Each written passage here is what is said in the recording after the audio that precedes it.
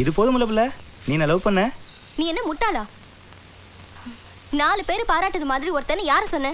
அவனை மாதிரி நல்லவன் இல்ல, அவனை மாதிரி உழைப்பாளி இல்ல, அவனை மாதிரி மத்தவங்களுக்கு உதவி செய்யவன் இல்லன்னு அந்த சென்ஸ்ல தான் சொன்னேன். அதை புரிஞ்சுக்காம முட்டாள்தனமா 20 மைல் ஓடிட்டு வந்து நிக்க. என்ன பிள்ளை இப்படி மாத்தி மாத்தி பேசுத? நான் என்ன பண்ணுன்னு தீர்மானமா சொல்லு, செய்தேன். சரி, நான் தீர்மானமா ஒன்னு சொல்லுதேன், செய்வியா? முதல்ல இப்படி பைத்தியக்காரத்தனமா கையில கட்டி சுத்துவ பாரு, அதெல்லாம் கலத்தி தூக்கி எறி. உருப்படியா ஒரு நல்ல வேலையை தேடி உழைச்சு சம்பாதி. தயவு செஞ்சு சொல்லுதேன், திரும்பி என் காலேஜ் பக்கம் வந்துடாத. என் ஃப்ரெண்ட்ஸ் எல்லாம் சிரிப்பாவ. இதுதான் நான் உனக்கு கொடுக்க கடைசி அட்வைஸ், வார்னிங். இதுக்கு மேல என் பின்னாடி சுத்திக்கிட்டு இருந்த, எங்க பாக்கணும் அங்கேயே ஸ்ட்ரைட்டா செருப்படிதான். என் மூஞ்சிலேயே முழிக்காத, புறப்படு.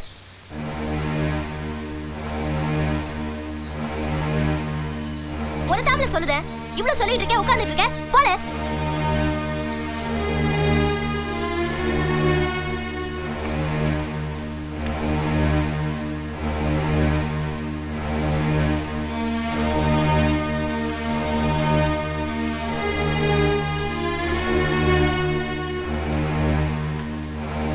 ஒரு நிமிஷம், உன்னை தான் கூப்பிடுதேன், இங்க பாரு. சொல்லுங்க, கேக்குது. உன் பேர் என்ன? ஊருக்குள்ள குலசேகர் கூப்பிடுவாங்க. போலீஸ் ரெக்கார்ட்ல குணசேகர். இந்த குப்பையெல்லாம் அள்ளிட்டு போ.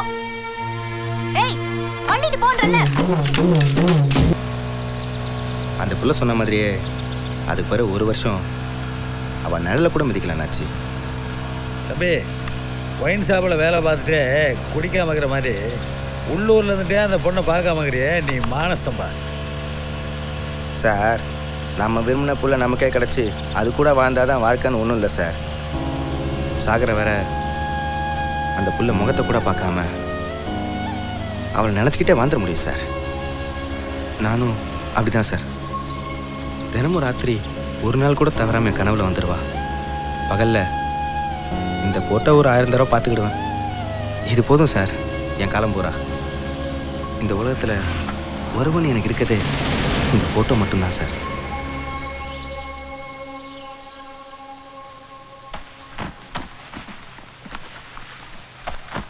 அந்த ஆட்டோக்கார சரியான லூஸ் பையங்க. இப்படியே போகிறவங்க வரவங்ககிட்டலாம் புலம்பி ஒரு நாளைக்கு பைத்தியக்கார ஹாஸ்பிட்டல் அட்மிட் ஆக போகிறான். ஆமாங்க, இவனெல்லாம் யார் லவ் பண்ணுவா? அவனும் அவன் மகரையும். தம்பி, அந்த பொண்ணு ரொம்ப தெளிவான பொண்ணு. அது சம்மதம் தானே நமக்கு முக்கியம். அது ஓகேன்னு சொன்ன மாதிரி தானே நீங்கள் சொன்னீங்க. தம்பி, அந்த ஆட்டோக்கார ஏதோ உளறிட்டான். அதெல்லாம் பெருசாக மனசில் போட்டு குழப்பிக்காதீங்க. டிக்கெட் போட்டு வந்துடுறேன் சார், ஊருக்கு போ.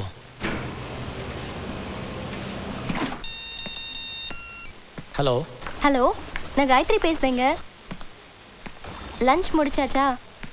இல்லைங்க, இனிமே தான். சாரிங்க, நம்ம வீட்லேயே மீட் பண்ணியிருந்தா நாங்கள் லஞ்ச் எல்லாம் வீட்லேயே ப்ரிப்பேர் பண்ணியிருப்போம். முடியாமல் போச்சு. பரவாயில்லைங்க. மறுபடியும் சொல்லுதேங்க, நீங்கள் என்னைய காயத்ரினே கூப்பிடலாம். ஹலோ ஹலோ ஹலோ ஹலோ, ஒரு ஆட்டோ சவுண்ட் டிஸ்டர்ப் பண்ணுதுங்க. என்னை ஒரு ஆட்டோக்காரர் தாங்க டிஸ்டர்ப் பண்ணிட்டாரு.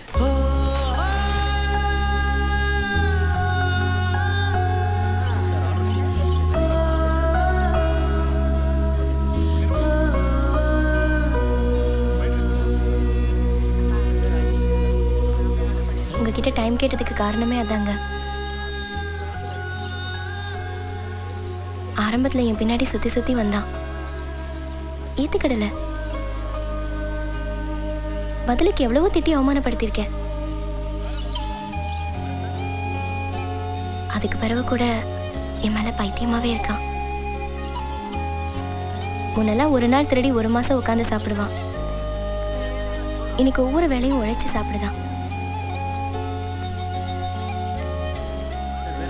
இதெல்லாம் தெரிஞ்ச பிறகுதான்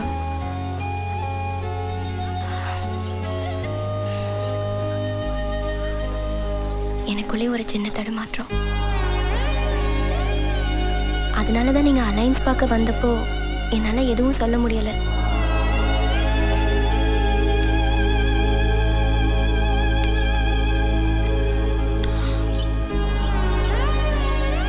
ஆட்டோவில் உங்கள் பேர் எழுதி வச்சுருக்கதும் உங்கள் ஃபோட்டோ ஒட்டி வச்சுருக்கதும் பார்க்குற மற்றவங்களுக்கு என்ன வேடிக்கையாக இருக்கலாம். அவனுக்கு அதான் உலகம், வாழ்க்கை, எல்லாமே. அவனுக்குள்ள நிறையா வழி இருக்கு. நீங்கள் கிடைக்க மாட்டீங்கன்னு தெரிஞ்சும் வாழ்க்கை பூரா உங்களை நினச்சிக்கிட்டே வாழ்ந்துறேன்னு சொல்கிறானே, இதை விட எப்படிங்க ஒருத்தன் காதலிக்க முடியும்?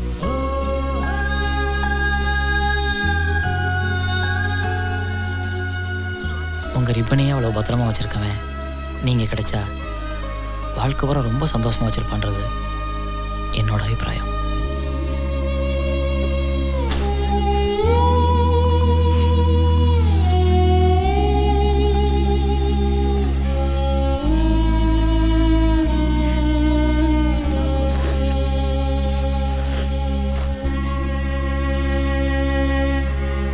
உங்கள் வீட்டில் ஏதாவது சொல்லுவாங்கன்னு பயப்படுறீங்களா?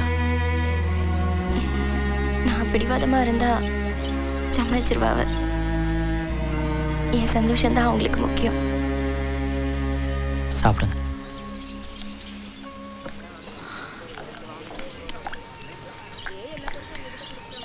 வழக்கமாக நான் இந்த பொண்ணு பார்த்துட்டு வந்தாலும் உடனே அவங்களுக்கு கல்யாணம் ஆயிரும். அது என்னோட ராசி. உங்களுக்கும் கல்யாணம் ஆயிருங்க. அப்படியெல்லாம் நினைக்காதியா. இவ்வளோ நல்லவராக இருக்கிய. நிச்சயமாக உங்களுக்கு என்னை விட ஒரு அழகான பொண்ணாக தான் கிடைப்பாவ. பாருங்க. ரொம்ப நன்றிங்க. முடிஞ்சால் அவங்க எங்கே இருப்பாங்கன்னு கண்டுபிடிச்சு சொல்ல முடியுமா?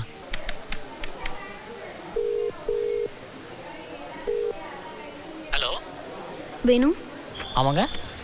நான் ரஞ்சிதா பேசுகிறேங்க, ஹாஸ்பிட்டலில். சொல்லுங்கள் ரஞ்சிதா. செக்கப்புக்காக நீங்கள் ஒருத்தவங்களை கூட்டிகிட்டு வந்தீங்க இல்லையா? ஆமாம். உங்கள் ரிலேஷன் கேர்ள். ஆமாம். அவங்களுக்கு என்ன? அவங்களுக்கு திடீர்னு பெயின் எடுத்து வந்தாவ. கூட வேற யாரும் இல்லை. நீங்கள் சொன்னீங்க இல்லையா, அதனால அட்வான்ஸ் கூட கேட்காம அட்மிட் பண்ணிட்டேன். நீங்கள் யாராவது அனுப்பி வச்சு கொஞ்சம் பே பண்ண சொல்கிறீங்களா? ஏதாவது சீரியஸாங்க? அப்படின்னு சொல்ல முடியாது, ஆனால் டேட் முன்னாடி பெயின் வந்துட்டு இல்லையா. அப்புறம் அவங்கள பார்த்துக்கிறதுக்கு யாராவது ரிலேஷனை வர சொல்லுங்க. ஹலோ வேணும். நான் ஏற்பாடு பண்ணுறேங்க. அதுக்கு தான் ஃபோன் பண்ணேன். வச்சுருங்க. ஓகேங்க sir. Change. Okay. 3:30 bus sir. 3க்குள்ளே வந்துருங்க. Okay sir.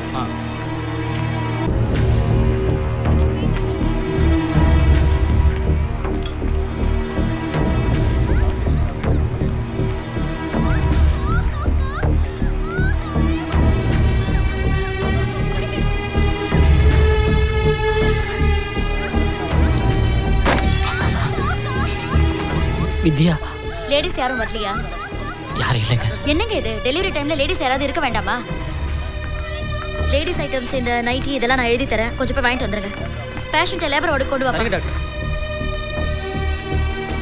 ரஞ்சிதா. என்ன டாக்டர் பார்த்தீங்களா? பார்த்துட்டேன். ஏதோ லேடிஸ் ஐட்டம் எழுதி கொடுத்துருக்காங்க. எப்படி வாங்கினு தெரியல. ஒரு 10 நிமிஷம் கூட வர முடியுமா? திலகா, 2 மினிட்ஸ் பார்த்துக்க, நான் இப்போ வந்துடுறேன்.